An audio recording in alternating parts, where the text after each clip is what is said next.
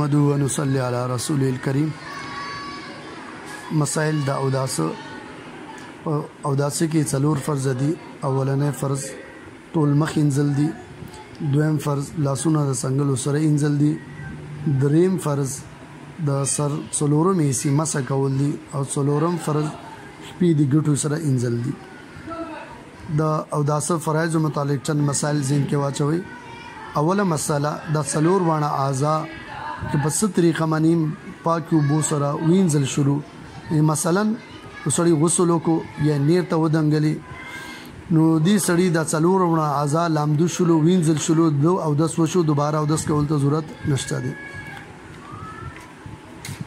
دویمه مسله یو انسان په ګوتې باندې ګوتمه اچولي د هغې نه لاندې کومې حصه وچه پاتې شوله د هغې انزل لازمه دي.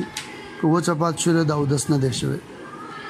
دریمه مسله کومې زنانه چې وړه هغې او د نوکونو منځ کې اوړه وچ شولو هغې اودس وکړو او د نوکونو کومې حصې ته چې اوبه رسي هلته اوبه ونه رسېدلې د هغه زنانه اودس نه دی شوی. هلته اوبه رسول لازمه دي.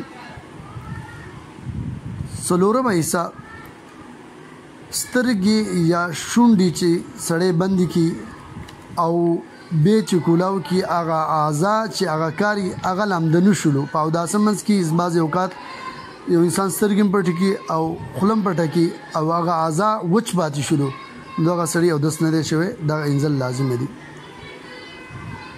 پنځمه مسله ګیره یا برید یا وریځې دومره ګڼي چې د هغې د لاندې هغه پوټکی نه کاري نو هغه پوټکی انزل ضروري دي بلکې د هغه ایسته لمدول لازمي دي. په دغې باندې اوبه بیول سره د اودس وشي.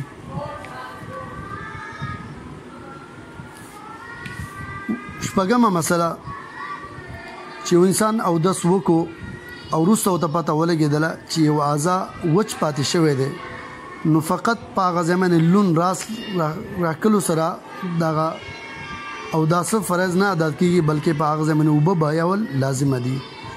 د اوداسه فرایض او د هغې متعلق چند مسایل هغه موږ بیان کړه. الله رب العزت په دې باندې عمل کوو توفیق راکړي. واخر دعوانا الحمدلله رب العالمین.